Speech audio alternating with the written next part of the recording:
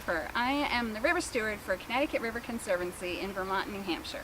And I'm Alicia Sharmat. I'm the river steward in Connecticut. And we are tired of tires.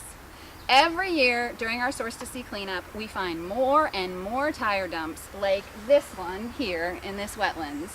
And we are sick and tired of hauling out old tires and new tires from our watersheds. This year, you can help us do something about it during our Source to Sea river cleanup. So tire manufacturers are telling our legislators that illegal dumping is no longer a problem, that any tires that we find in the river are just old tires that have been there for a long time. And we know that you are pulling out tires from the same site every year that weren't there last year. We're going to ask you to help us collect data on the tires that you find. So it's somewhat easy to determine the date of the tires by looking at numbers on the sidewall. And today, we're going to show you how to do that. This is how you can help.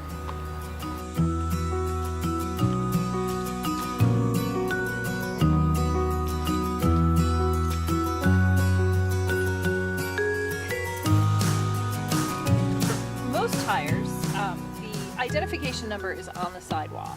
And it's a matter of finding which side of the tire has the identification number. One side of the tire will have a DOT number on it that will be very general. The other side, this is a very dirty tire.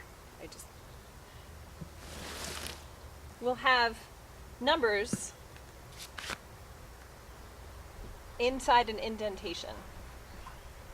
The 3 numbers indicate that this tire was manufactured before 2000.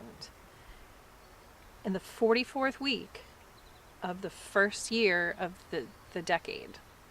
Now, this tire could have been manufactured in 1991 or 1981 or 1971.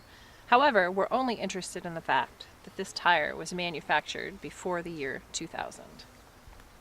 So tires manufactured after 2000 will have a 4-digit identification number. Here you can see the numbers 3414 on the sidewall and a little indentation with a circle around it that indicates that this is the tire identification number to be able to identify the age. This means that this tire was manufactured in the 34th week of 2014. Sometimes determining the age of the tire will be fairly straightforward, and sometimes it's just not. So, for example, this tire has 7 numbers. Now, we can assume that this tire was manufactured in 2015 because it is a fairly new tire. However, because of these manufacturer's codes that don't have letters and numbers mixed together, just numbers, it's sometimes impossible to tell if this is a 3-digit code or a 4-digit code because it's preceded by all numbers. Here's another example where the lettering and the numbering is not as straightforward.